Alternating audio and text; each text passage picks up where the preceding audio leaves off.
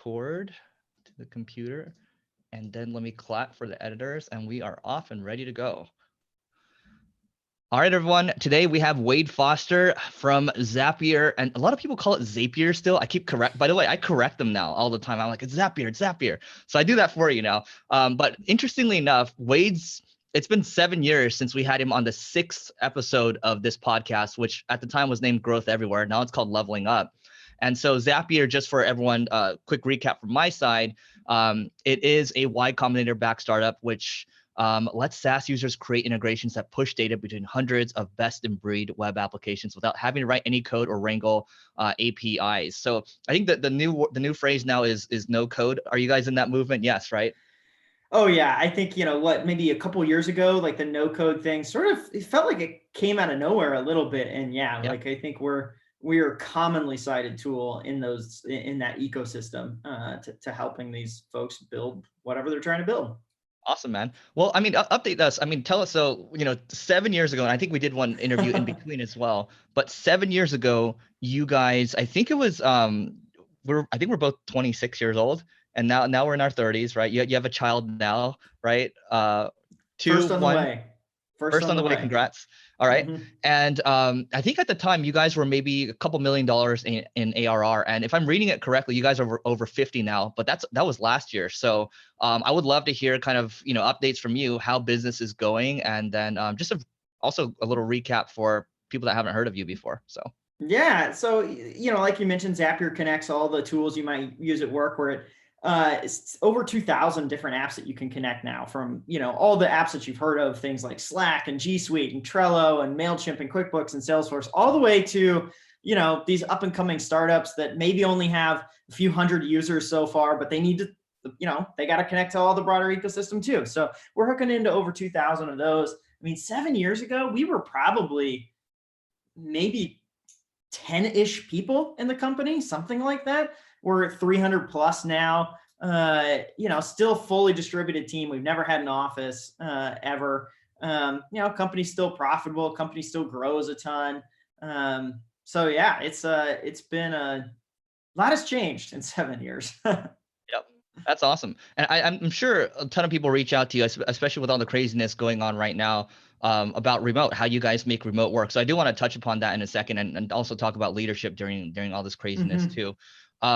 So, and by the way, you guys took money from Y Combinator, but you guys didn't raise any money after that, right? No, we haven't. So, we did the YC and the seed round in 2012, and, we treated that as the last money we might ever get. And so we've been fortunate enough that the growth of the company, revenue from customers, has funded us all the way to where we are today. That's awesome. Yeah. And I remember I was watching the interview we did a long time ago, and this is when I had spiky hair. And yeah, I was talking about all the integrations that we use with Zapier, how it makes our lives easier, and we can't live without it now. So that's great. I mean, to your point, we connect all the different apps, all the different tools that we use, and it just makes life easier, and doesn't drive your developers crazy because you have to do it. So it's a must-have, I think, in my business toolkit. So for you guys now, can you walk us through again? Because I think your pricing model has changed a little bit. How do you guys make money exactly, and what other numbers can you share around the business? Sure. Predominantly it's a freemium business model. So you can sign up, you can use Zapier. Most of all the basic features are available on the free plan. If you want to save attachments from, Gmail into Dropbox, you can set up a Zap like that and, do that for free. If you want to get an alert for every Stripe payment you have in Slack, you can set up a Zap like that, do that for free.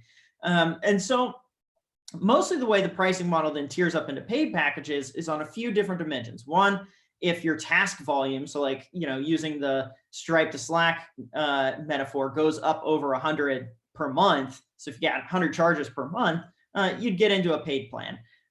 There's a few features that you might want to that are on the paid plans, like multi-step Zap. So if you're doing these really long workflows that might, tie back to a very critical business process, those are probably going to be multi-step, and that's going to put you on a paid plan. but the paid plans start at 20 bucks a month. So it's pretty reasonable to get into some of these pro plans, and then they scale up way beyond that. So as you start to do like really some of our bigger customers who are like doing tons and tons of volume are obviously paying quite a bit more. Some are like ticking into thousands of dollars a month, but most folks, 20 bucks a month, 50 bucks a month is where they're sort of hanging out at, doing quite well. And we have over 5 million registered users today. Several 100,000 of those are on our paid plans. So it's a strong business. Cool. And you said 7 years ago you were maybe 10 employees. You said what, 300-ish now? Yeah, a little over 300 today. Got it. Okay. And when did you guys decide to make the switch to freemium? Because I don't remember it being freemium a long time ago, unless I'm mistaken. It was freemium pretty early on, but it wasn't originally freemium. So for the first year or so of the business, we didn't have a free plan. So I think in 2012, like late 2012 is probably when we said, hey, let's introduce a free plan. And the crux of that was we felt like we were introducing a new kind of tool. It was a type of thing that not many people had been exposed to. They didn't use this type of thing before. It's a little bit, you have to do a little bit to learn, like, hey, what's a trigger and an action? How exactly does this stuff work? And we felt like if we created a free plan, it gave folks a chance to play. It gave them a chance to get in there, try something, maybe do something that was kind of silly, like, oh, remind me to take the trash out every night, sort of stuff, and gave them a chance just to get the hang of what this thing was. And so if there was that basic free plan, that education path could happen. And then folks would start to realize, oh, wow, there actually is some like very obvious and critical things I could be doing to save money, save time, build new types of workflows at work that will actually be worth like significant amounts of money for us over the long haul. Yeah. And just to give people an example, the multi-step Zap that you make, or the workflow that you can make. Here's a practical example for us. We have a private event, and people will fill out an application in a Google form. And once they fill out that application, it'll automatically hook in with Twilio. This is a Zap that we have. It'll hook in with Twilio and send them a text message saying, hey, thanks for applying. We're reviewing your application right now. Do you have any questions about the event? And then from there, we'll also add them to the CRM. We'll also add them to the spreadsheet as well. Now, normally, if you had to go ask your developer to do that for you, they would be really annoyed because they want to be building more meaningful stuff. So not that this isn't meaningful, but they don't want these little death by paper cuts things. So this is where you can come in as a regular person and solve it. So yeah, and that's, I mean, from the get-go, that's what we were looking at. We had clients that were coming out to us before we created Zapier, basically saying, can you build these types of things? Because we don't know how. And for the three of us, we were like, we don't really want to build these types of integrations. So this is not the fun type of engineering work that most engineers are seeking out. So of course we decided, let's create a business around it. Like, let's do this all the time.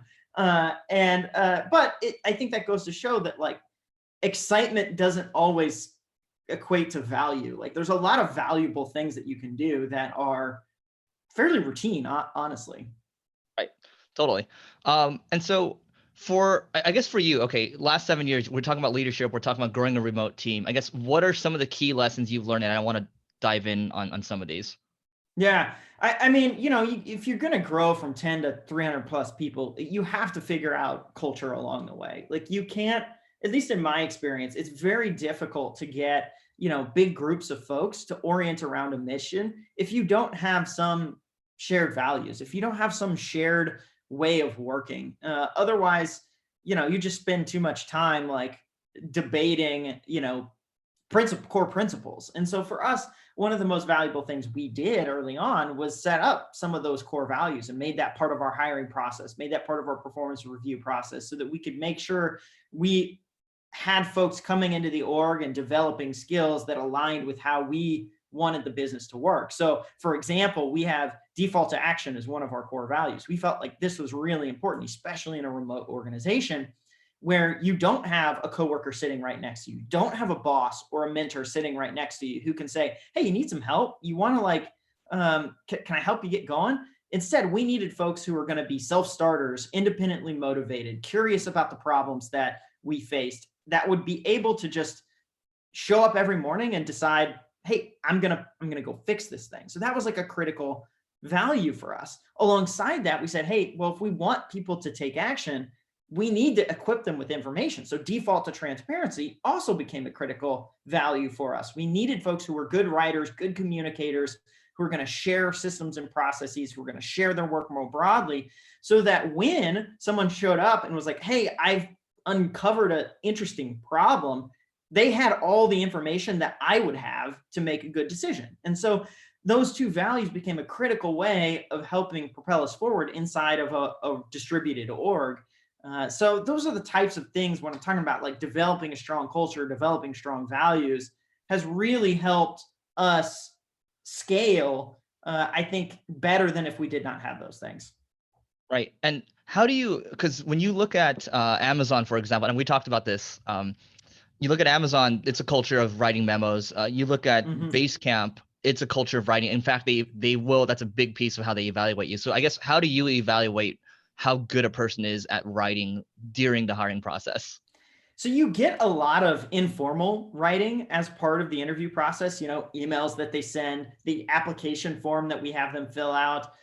We often have a test of some sort, like a skills test, and a small portion of that will be dedicated to writing. So all of these things, some of them that are labeled like officially part of the job things, and then others that are actually not officially part of the job interview, we're still paying attention to that. Are they communicating well? Are they, even basic things like, do they get time zones right? Do they like do certain things where they're just paying attention to these little communication details?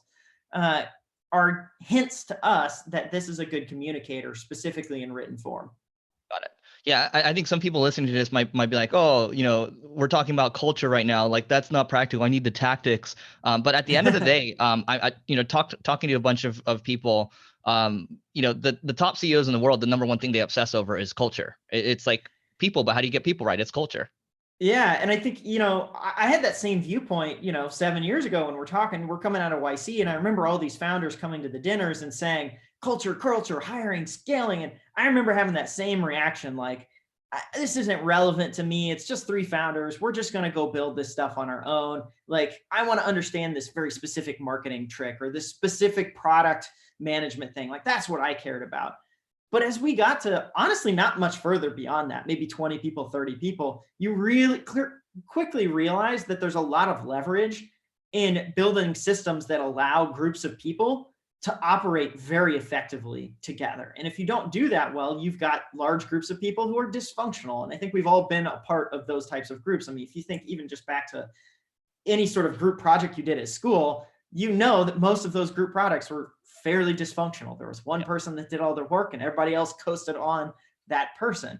But in a company, you can't have it that way. Like, you need everyone to be pulling your weight, and you have to have strong values to make that work. Or at least that, in my experience, that's how we've made it work. Got it. So if someone's wondering right now, it's like, okay, I'm kind of coming around to culture. So how did you get better? Was it being in founder groups? Was it reading anything specifically? Like, what are some practical takeaways for building a great culture? Yeah, I think for us, the critical questions we asked right at around 10 people, honestly, was what makes somebody successful inside of our organization? What characteristics and skill traits and competencies are going to allow them to thrive? So me and at the time, our head of support just sat down and started coming up with a list of things. And we're like, okay, this doer mindset, these strong writing traits, this intellectual honesty, ability to take feedback well. Like, we sort of, had a massive list of these types of things. And then from there, the rest of the company got in and helped edit it down and said, like, oh, I agree with these things or I disagree with these things. And then we adapted that list to something that was a little more punchier, a little more, the default to action, default to transparent. It just sticks in your mind a little bit better. So you apply the like copywriting tricks that help, these little phrases stand out. But the most important tactical piece was making it part of the hiring process and making it part of performance reviews.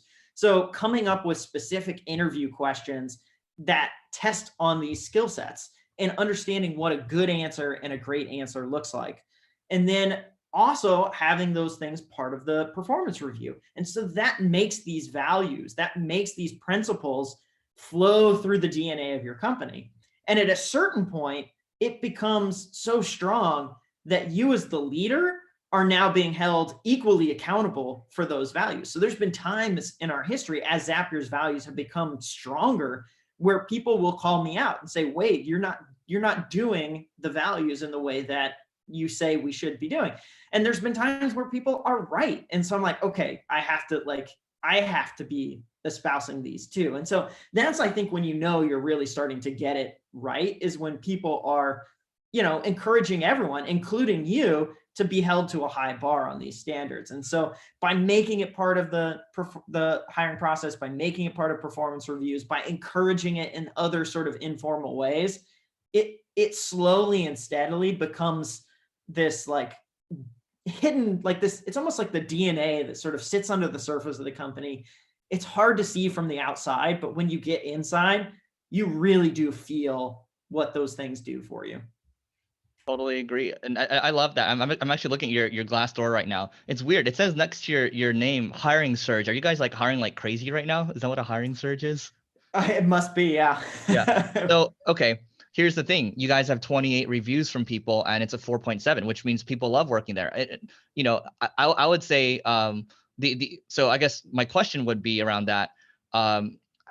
How does it look when it comes to employee retention? Because when it comes to remote, I don't know, like with a typical company, it might be like, oh, if you lose 10% each year, like we're doing a good job. So what does it look like for you guys?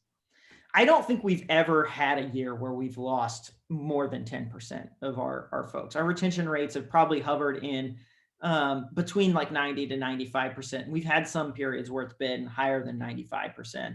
And a big part of that is, just simply being remote helps with retention rates. You have folks that are in military families, or, a spouse that's in medicine that moves around a lot. And so you retain all those folks because they're not looking for a new job. And also you just attract some of those folks too. So it becomes a kind of job that people want to stick around with. So you do benefit from those types of things. However, I've talked to other remote companies who don't have the same retention rates as us. And you start to realize there are specific cultural elements that are critical too. Just being remote doesn't necessarily make you be a company that people want to work for. You have to get other things right too, to help those retention rate numbers stay high. And even still, like, you're never going to have 100%, and probably shouldn't shoot for 100%. Honestly, like, some small amount of turnover is a little bit healthy. It shows that you're keeping a high bar. It shows that you're evolving. Yep. But I think if you're hanging in that 90 to 95% range, like, that's probably a really good spot to be at. Agreed. So talking about the crisis that we're in right now. So we're recording this as of, it's May 21st. Holy crap, of 2020. Time flies. So by the way, your hair looks really good. My hair is like so long right now. But anyway, leadership during crisis. So what have you learned during, the last couple months? I think one of the things that we benefited from as, the pandemic set in, as work from home set in, as schools got shut down, childcare shut down, as, unemployment rates are spiking, the economy's doing poorly, all these things. I think all the biggest factor for us wasn't actually what we did, the moment the pandemic set in.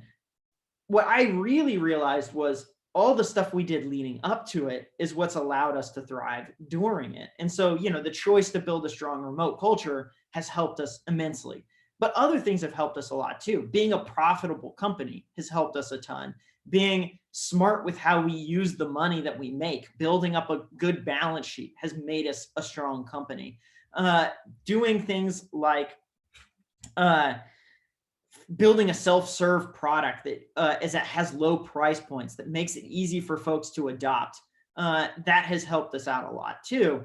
And so when the pandemic set in, it was, hey, our work, the way we work is already set up to be, well, like to do well in a situation like this. We have the financials to sort of endure any sort of volatility that might come about because of this. And then it was just figuring out, like, how do we take care of our customers and how do we take care of our team? We knew that the business was going to be fine. It really allowed us to go into this mode of, let's take care of the people we care about the most. And so for our team, it was leaning into transparency. We already have this value of around default to transparency, but all around them, things are sort of in turmoil and crumbling. And we were like, how can we demonstrate that we have a good, strong position. And so transparency was a big part of it. We've always been transparent about our financials, but we've doubled down. Like, I have a daily update on how the cash in the bank is trending, how churn is looking, how growth is looking. And our CFO has done multiple deep dives every week to correlate that with the external environment. And so that gives everybody a sense of calm around this, where they're like, okay, I at least understand where Zapier stands in all of this. Now, we're lucky, we actually stand in a really good position, so that helps too. But just simply being like, here's what you can expect, and being very truthful and honest about it. We didn't hide the challenges we had. We didn't try and make it look better or worse than the situation was. It was just, this is where we're at and this is what we're dealing with. So that has helped a lot. And then really leaning into how can we help our most fragile customers. So we set up a customer relief fund. So for anyone who was most heavily hit by these things, we waived their bills for 90 days. For customers that were doing creative things to help with the relief efforts, we provided free accounts for those folks. So we really tried to say, we're in a lucky position. What can we do to just generally be helpful? And everything else that was not that kind of stuff, like we had some marketing and promotional plans that were a little bit, I mean, they worked in a pre-COVID world. They didn't really work in a post-COVID world. So we just scrapped all that stuff pretty much on a dime and said, hey, look, they were great ideas, but they just don't fly right now. It's just going to look tone deaf. And we just pivoted all that stuff to saying, how can we help our customers best? And so for us, that has worked really well. The team feels supported. The team feels like we have a strong direction. Our customers are getting the help that they need. And in turn, I think it's helping us grow. Real question for you around that.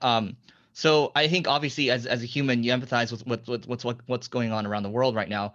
But as an entrepreneur right now, are you genuinely excited about the opportunity, or are you scared? I think there's a little bit of both. Uncertainty breeds a lot of creativity, and it breeds a lot of opportunity. And so, there's a part of you that's like sort of interested in that, where you're like, hey, I wonder what we could do. I wonder what we could take advantage of that in sort of a more stable time. It just really doesn't, that opportunity isn't there. And so there's a part of you that, of course, is, looking for those areas where you can sort of, insert yourself to be helpful, to generate business, to do better than the other guy, right?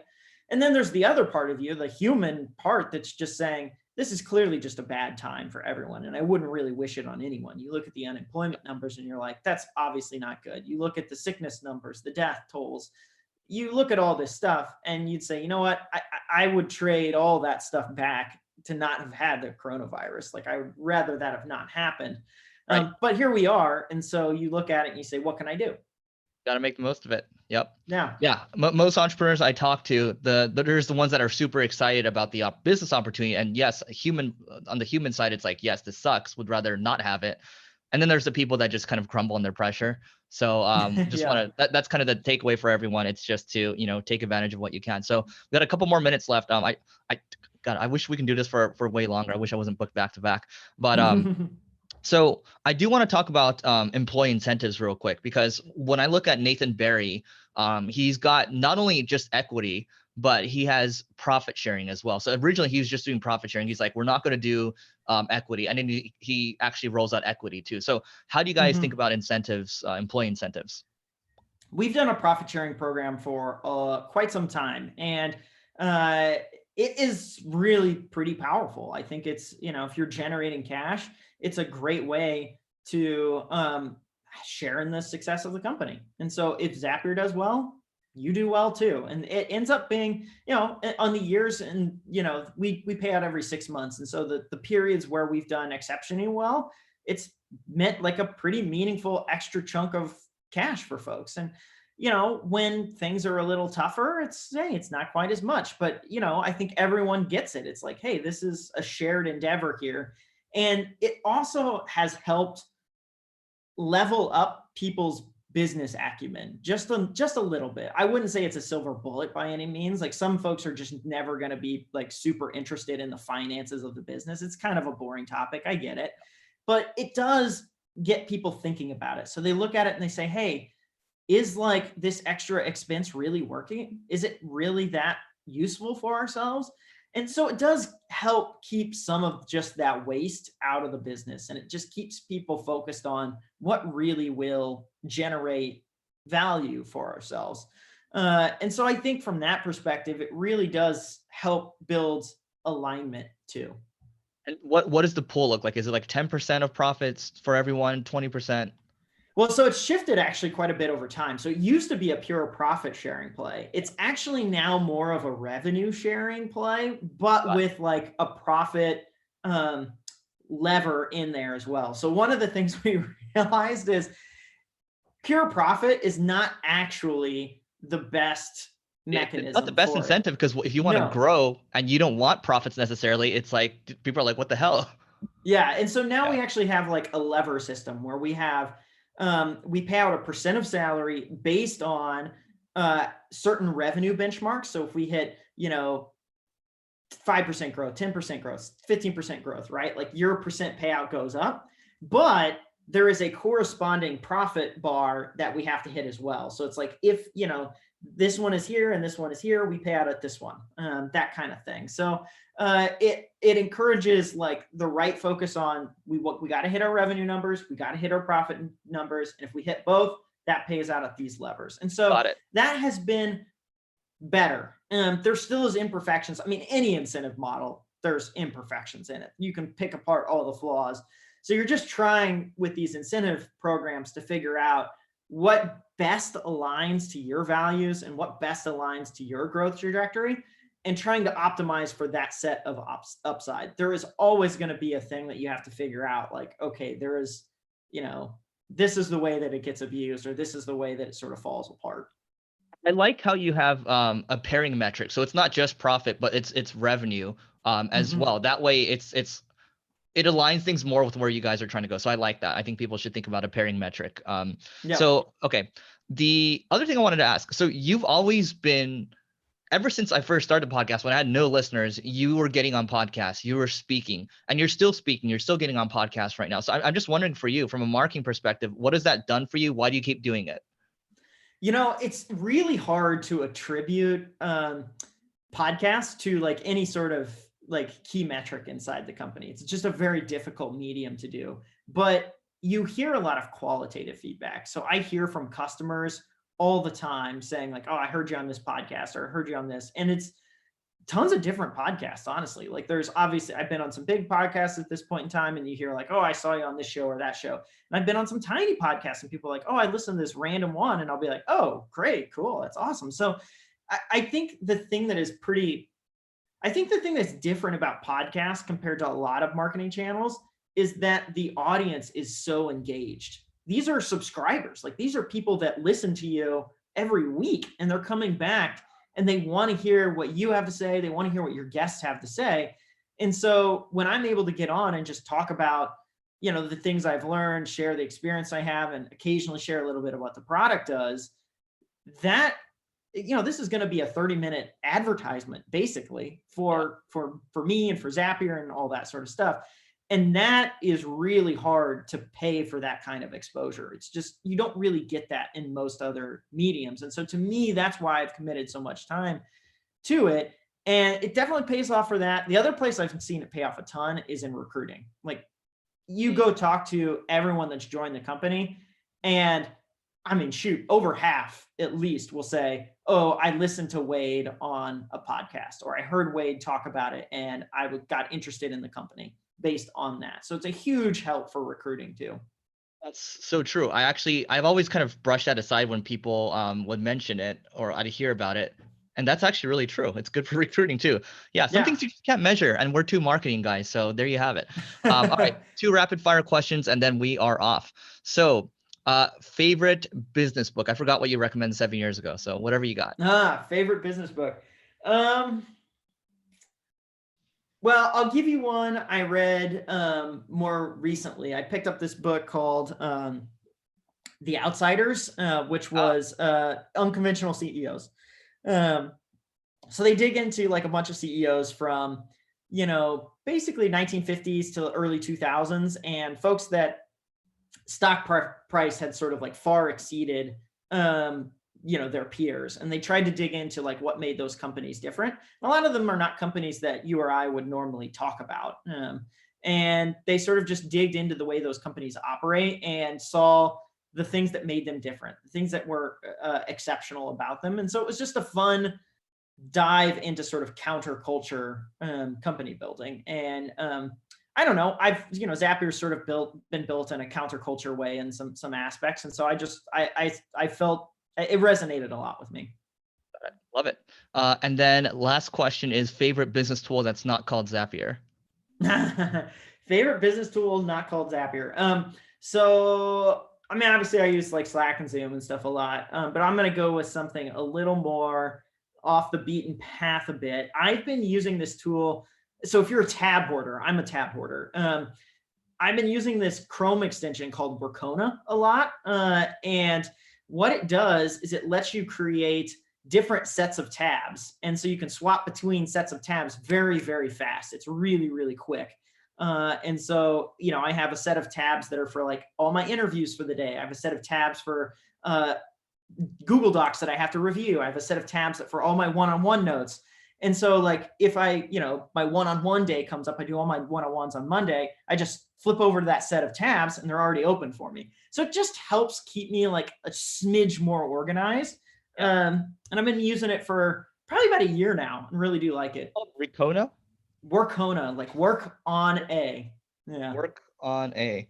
Yeah. You know what's crazy here? I'm going to give you a suggestion before we leave. Can you hear me clapping right now at all? No.